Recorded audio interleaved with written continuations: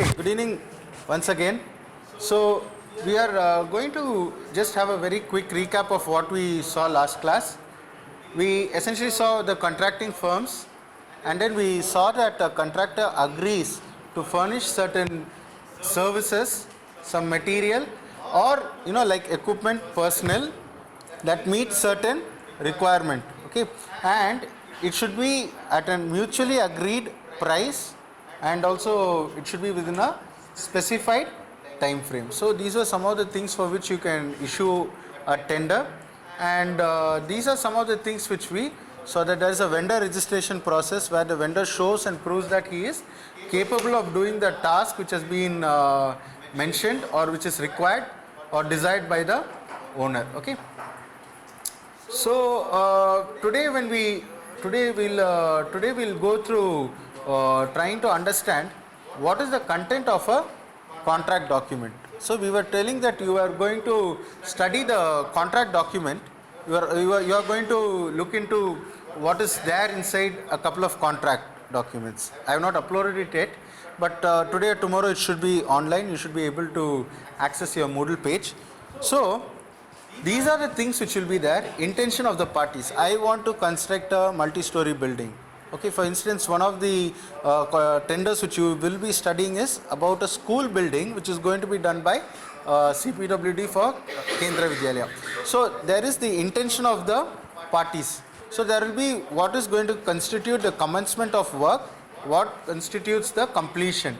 So it cannot be indefinite. Okay, we've got some cases where we took up a contract with some companies. The company will keep on be saying, you have to finish this, you didn't finish that. So they'll say that we'll only be saying, sir, give us the closeout that you are taking the job. But then the persons will not agree to it. They'll keep on delaying, saying this or that.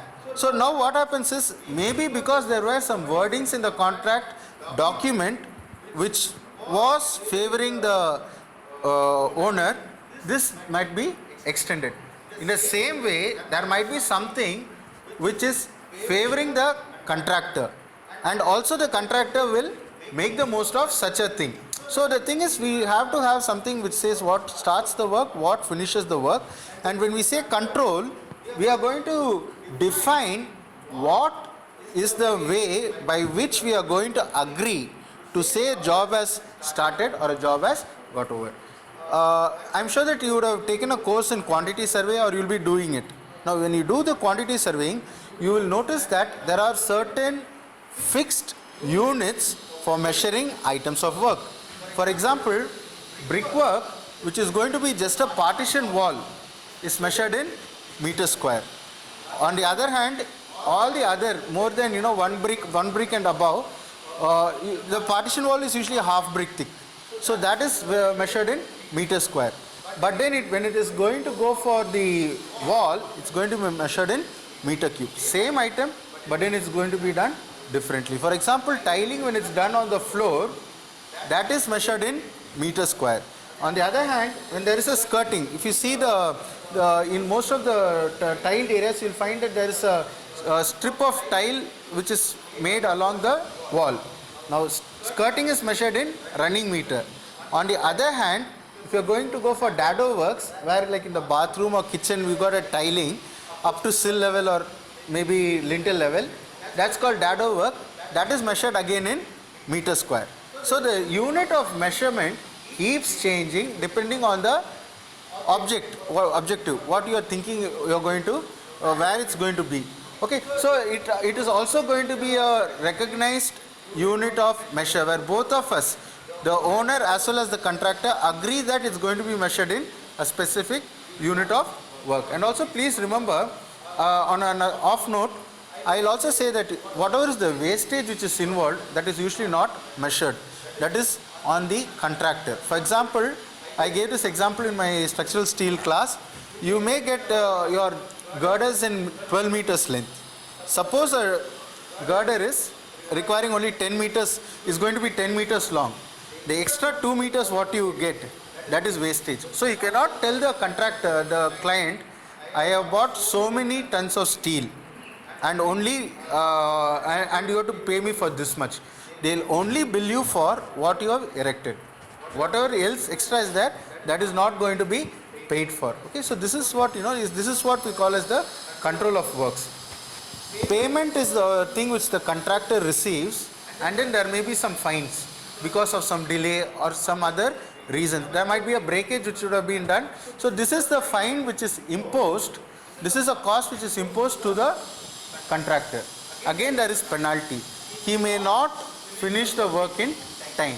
That is a penalty. Okay. So the fine typically would be like, you are supposed to engage only laborers till 8 p.m. but he might have gone till 8:30 p.m.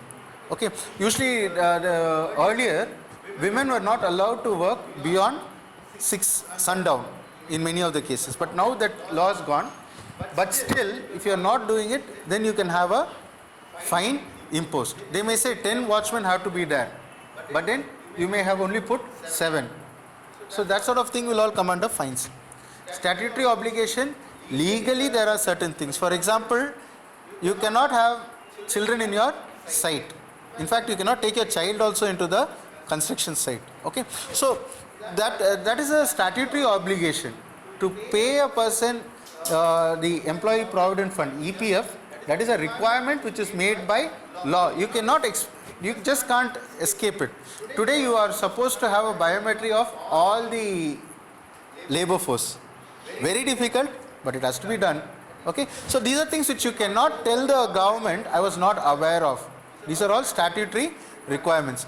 Again, there are certain areas earmarked as special economic zones. Okay, for example, Reliance was constructing or expanding its refinery in Jamnagar. One portion was earmarked as SEZ, Special Economic Zone. Similar thing was there, but that was under the normal tariff, or there was no concession. So in the non-concession zone, when you take a material, the taxation structure is much higher. On the other hand, if you manufacture something within the SEZ and erect it there, price is different. On the other hand, you manufacture something outside. Okay, your shed might be manufactured, fabricated outside and brought in. Then the cost is different. So you see, you just cannot, you need to know all of these. These become the statutory requirements of the project. So once you are able to get through this, once you know the statutory requirements, you will find that you are relatively safer. You are relatively safer. You don't pay penalties. So if suppose there is an injury, suppose there is some damage done to property. See, whenever we take up a brownfield job, what's a brownfield job? A brownfield job is something which you take up in an existing setup. Brownfield jobs are taken up in an existing setup. For instance, you may be taking a expansion of a project. When you are taking the expansion jobs, there is already a plant which is running. So they may or may not give you the location where all the cables are running. You take a bulldozer or something, start a cut, you will come up with earth and some wires. Immediately, they'll start to say you damage the property and stuff like that. So if damage is done by the contractor, what is to be paid? So all these things will be put in. Again, we were talking about performance guarantee in the previous class also.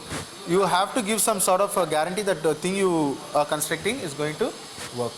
And arbitration is one more thing which is coming when something goes wrong.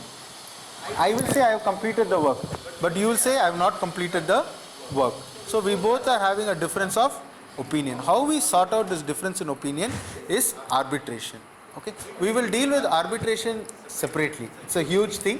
We will do arbitration as a separate exercise. Okay, now, yes. Who owns the excavated soil? The excavated soil typically is not. You will not be asked. The owner will not take responsibility of it if it is poor. If you cannot reuse it, typically they will not. They'll say you have to go and dump it outside the ground. In fact, dumping itself, dumping takes cost. That will come to the contractor. That cost is for the contractor. Dumping cost is for the contractor. Here what happens is they will give what is known as the lead distance. So they'll say up to 25 kilometers or 5 kilometers, depending on the type of contract. The owner knows how far it will be required to go and take it. For example, heart of Chennai, there's no way you can dump it in 1 kilometer or 2 kilometers. So based on the location of the site, they'll say where it has to be dumped. Again, usually what we do is the excavated soil will be used for backfill. Okay, so sometimes you will have a case where you cannot backfill at all. You cannot backfill. See, for example, if you go to Silk Mill, there's a multiplex coming with basement. There, whatever is the soil which is excavated, it has to be dumped. It has to be dumped out.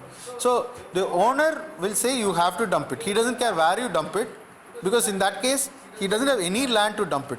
So he will, it will be part of the contract. So when you quote, you will say I will be transporting at this cost. Sometimes you may have to tell. Usually you don't tell at what cost you are dumping. Many times in a city like Vellore, the contractor will be able to take the soil and put it in some other site. So he gains.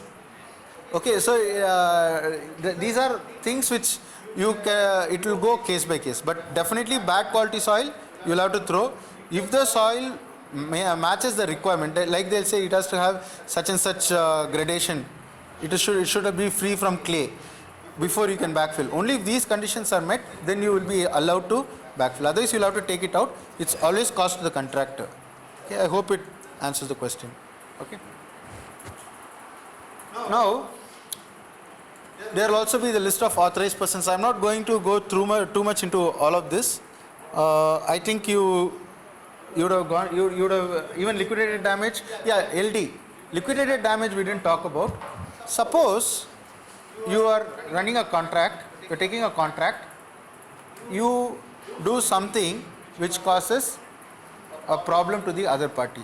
Okay. For example, nowadays it's also coming to the owner. You tell a contract is starting, but then you don't give the site.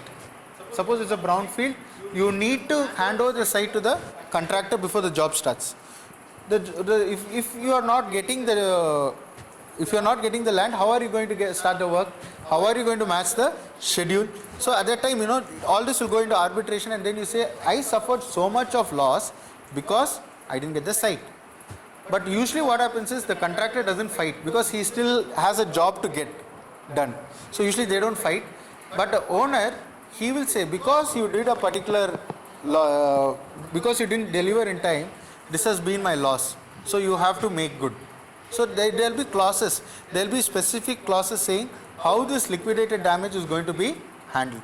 For example, I may be using a lot of steel plant stuff, but because I've been working there on such projects, in a steel plant, if the production is not starting on day one, on the day you tell, every day the owner loses a lot of money because he's taken loans, he's servicing the loans without getting any benefit. He may have taken orders, he may have told I will supply steel for your project if because he is so confident that this particular steel plant is going to start. Sometimes what they do in steel plants, you are having a steel plant, I am having a steel plant, I am constructing the steel plant. So what I'll do, I'll take the steel from you and say at a later date I'll give it back to you. Today steel may be 100 rupees, tomorrow it may be 125. You are selling it at 100, at a later date you are getting back the steel and you will be marketing it as yours. So again you tend to gain. Okay, so now because I am not able to give it back, you are going to charge an interest to me. So I will put it back onto the contractor and say, come on, you have to, this is my loss because you didn't deliver. So actually what is the benefit of a contract is, the penalties are there, but also there is a reward. Suppose I finish the steel plant 2 months ahead of schedule.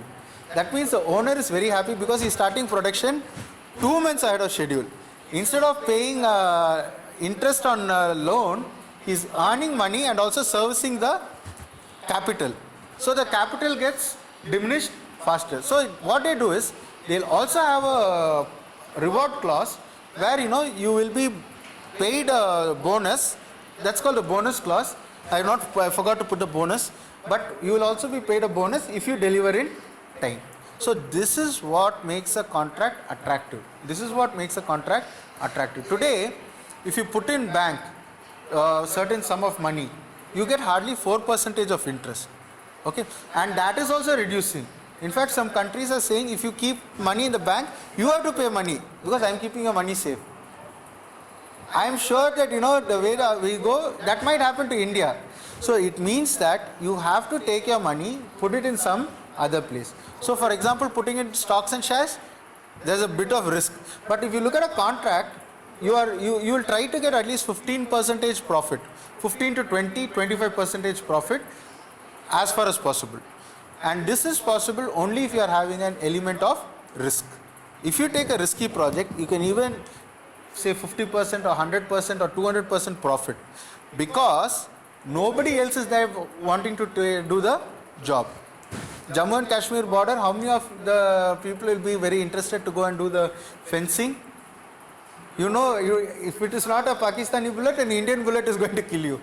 Okay, so that means the risk is that much higher. So there what happens, people may not be willing to go and work. So there you will find that it's more lucrative. Again, the risk, it's based on the risk which you are willing to take. Okay, so any doubt in what we have seen till now, like what would be the contents of a contract? Now I have given you what is the general content of a contract document. When you study the two contract documents which we tell, you please keep an eye on all of these. In fact, any contract document which we study, we will be only looking at all of this. Okay, maybe I don't know if I told about specifications. Yes, when we do engineering, we look more at the specification.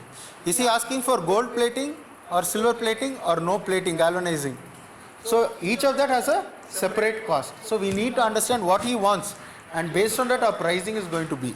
Okay, so and also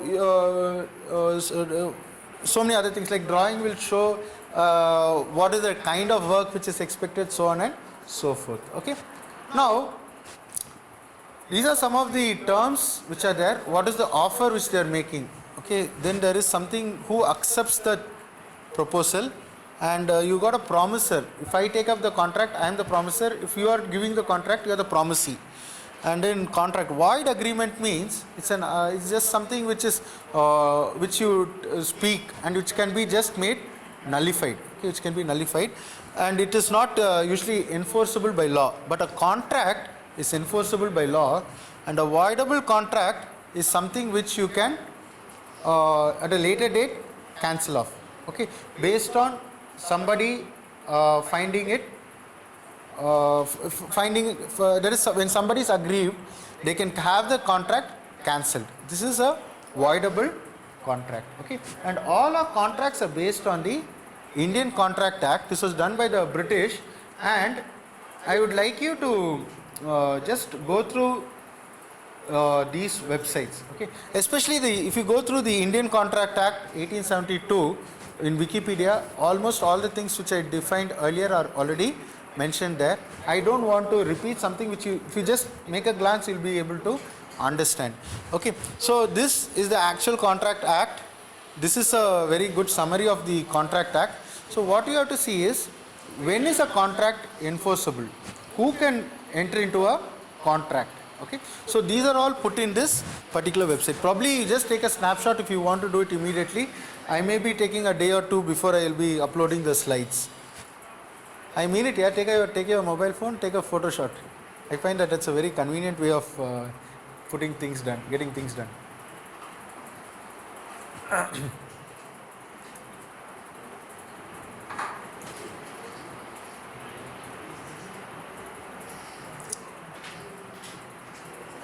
Okay. So those of you who have not managed to get it from your friends on WhatsApp. Now, if you are looking at contracts, if you look at a contract, these are the principal modes by which contracts are executed. These are the principal modes through which contracts are executed. Okay, so you can go in through any of these. If you are going for a contract, it will be one of these modes. It could be a package deal, it could be design and build, it could be lump sum, which is the most common mode of having a contract executed. Lump sum is the most common mode of contracts which is executed. So, and again the lump sum can be with or without quantity. So spelling mistake here. Again, you can do lump sum for minor works. For example, removing the weeds from the garden. How are you going to do that? Advertise in the newspaper. What is the way by which we do? Come on, yes, somebody. Huh? See a person who will be willing to do that, agree on the price, that's a minor work. You are going to go to the green circle using an auto, what do? You fix a price, based on that you go. Okay, so that's something like what we call as a lump sum. Okay, so that's an example of what we can call as a lump sum. And there are some contracts which go with approximate quantities, and based on that you will be bidding. In fact, if you look at most of the CPWD works, you will find that they will have a table giving the various items. For example, RCC work from 0 to 1.5 meter or 3 meters, so many meter cube. 3 meters to 6 meters, so many meter cube of concrete, so on and so forth. So you will be having the approximate quantities which are put in, and prime cost plus a profit will be some other thing. Is another form of contract. So you will as a contractor have some cost involved, plus you will have a profit component. Okay, so you will say this is the profit I expect, and this is the at the actuals, the bill will be settled by the owner, and this is the one with the least risk. There is literally no risk. Today for example you are supplying material, for example cement. The cost of cement is going up by say 7%. That 7% does not become your loss. Today or two days ago, if you remember, there was an article in the newspaper. Petrol bunks are stopping the acceptance of credit card. Why? They are saying that our profit margin is 2%. Bank is taking 1%. We are not able to afford the loss. Okay. So basically, if you are going for a cost plus, whatever is the cost you incur, that is going to be with you. Another thing, for example, what Alma does, if it's less than 500, 2% you take as service charge. So I get my money irrespective of what happens. Whatever is the excess thing which I incur, it's on the owner. So this is how it works. Now this. Sorry. Yes, so that will be lump sum. Yes. See, for each square feet, so much. Guys, I am hearing a whispering. Okay, please. So per square feet, you are paying a lump sum. You are fixing the amount. So, or you can even say, yeah, but it will essentially come to lump sum only. Essentially, it comes to lump sum. Okay. So now, because in the per square feet, you are not breaking anything into its sub-components. You are not saying for the flooring, you are going to give this much. So yes, when you look at it, it just comes to a lump sum cost. Okay. Now, you have the package deal or the lump sum turnkey form of contract.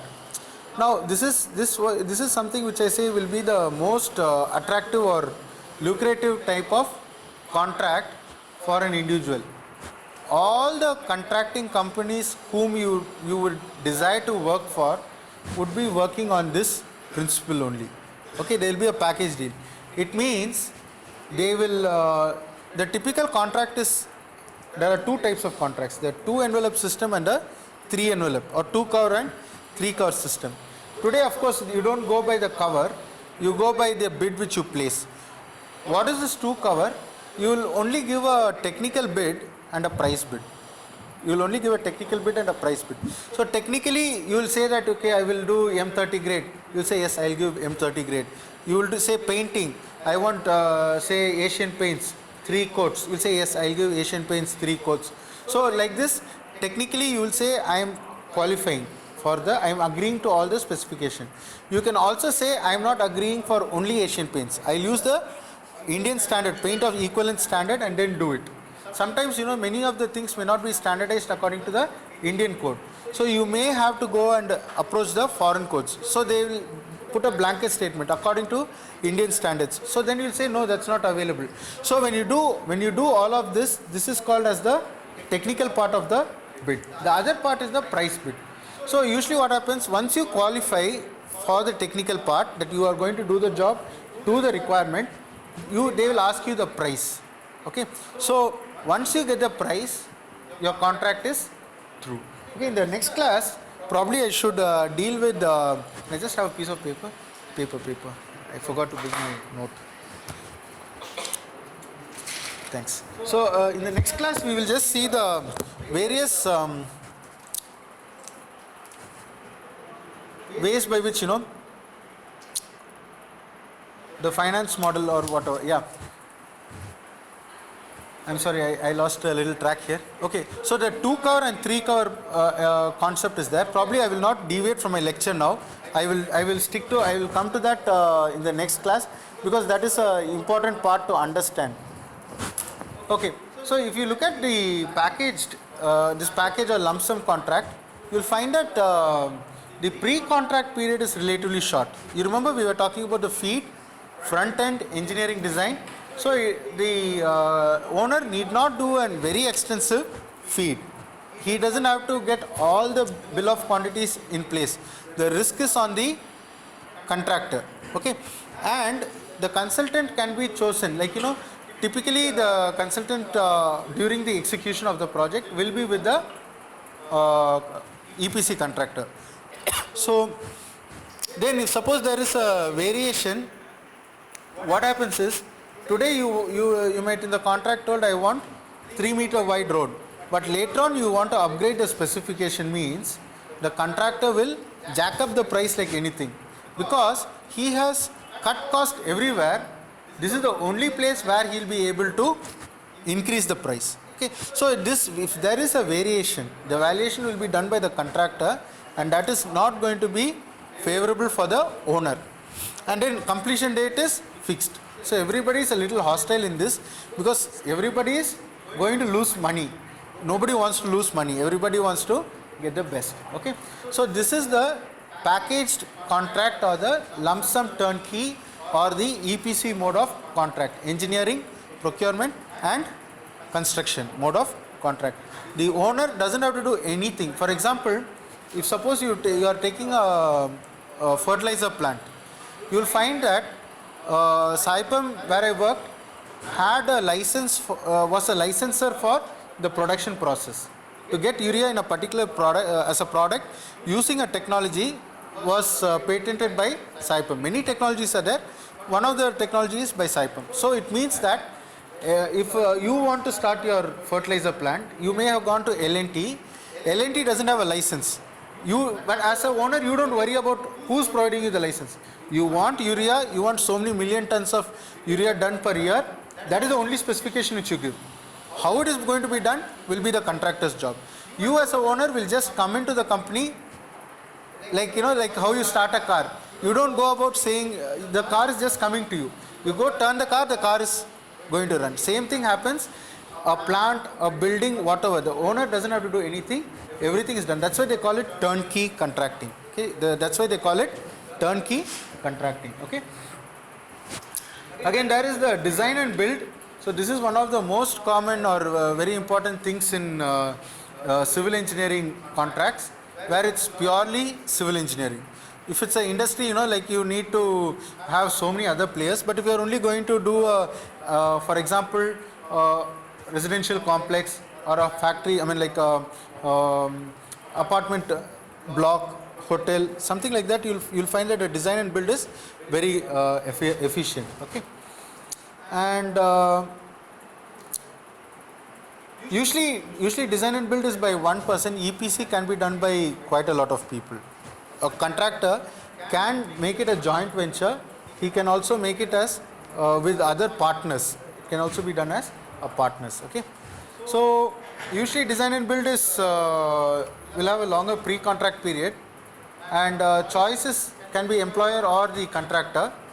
Again, the owner does the variation, so it's relatively cheaper, and finish date is a controlled date. Okay. Then we go for the lump sum contract. This is one of the most common contract forms. This is one of the most common contract forms. Okay. So usually, but this also will have the variation clause come into picture. Variation clause will be here also. Like in the beginning of the class, we are talking variations can come because of price escalation or increase of something. Usually the POL, petrol, oil and lubricants. This is a very big standard which CPWD usually uses for working out escalation clauses. Okay. So when I look at it, again it's very similar, and it is very similar to the builder and design and build. There's not much difference. Prime cost plus contracting, that is prime cost. What is the primary cost which is there? Hey, are you disturbing him? He's trying to communicate to you, I think. No. Okay. So the prime cost is the cost which is going to be incurred by the contractor. Prime cost is going to be a fixed amount. That is definitely going to come. On production of bill, immediately you will get reimbursement. Plus some money for the effort which you have put in. Okay. So this is the thing. So but your profit is fixed. Risk is very, very less. A lot of people will be fighting for that. So it can even be that I'll quote 32 rupees 48 paise and somebody would have quoted 47 paise, 38 rupees 47 paise for my profit, for supply of material. So automatically that deal might go to that person, because what is happening is specification is fixed, terms of delivery is fixed, everything is fixed. Your only thing is you have to supply it. So that's why this particular mode might not fetch you much money. So here it is. And finally, this management contract is another form of contract where people will only look at the management part. By management part, how to get things done, what is missing, stuff like that will be taken up. And management contract is again like if I look at it, it's a rather short period. Okay, pre-contract period is rather short, and consultant choice is by the employer, and again variation valuation is done by the employer, and completion date is actually variable. It depends on how it is going. Okay, so these are the biggest forms of contract which you are going to come across. You will be, whenever you are working in a contracting company, you will be coming under one of these. You please remember that you can be working with the owner or you could be working with the contractor. It doesn't mean that you are only in one side. When you are working in the contractor side, you need to ensure that the work is done and you make the maximum profit. When you are working in the owner side, you are going to control. You are going to ensure that the specifications, timelines and all the other things of the contract which you have made is honored by the contractor. So either ways, like you will be doing. So this is what you will be working on. Any questions on these 6 modes of contract? Okay. So actually the other thing is we need to also look at procurement, where you procure material for the construction. Now these are the ways and means of procurement. I am not going for this. I am going to just give you this reference. Okay, go through this website. You will find a lot of sub forms in each and every one of these. There are sub forms for in each and every one of these. Okay, again it will be very dry. Suppose I am going to keep on be telling the same thing. So I am stopping, like I am literally stopping with this one. Okay, and do you have any questions in what we are seeing? Today we just saw the various forms of contract in what should we say, the various forms of contract is the principal thing of today's lecture. We also were going through some of the terms which are related to the Indian Contract Act in a very wide manner, and the homework which you have is you are going to go and study how or who can make a contract, what are the things which are there in a contract which makes it unique. What is it that makes a contract a contract? Okay, and these things you will be these points or these these things which you saw today in today's class, you will apply these principles when you read the contract. For example, what is specification? So when the specification portion comes, you are going to be in a position to understand this is the specification. When you are coming to the variation clause, you will understand, oh yes, this is something I have to see. So whatever is the points which we saw, please study the tender in the light of these headings. Okay. So thank you very much. We shall meet again on Monday.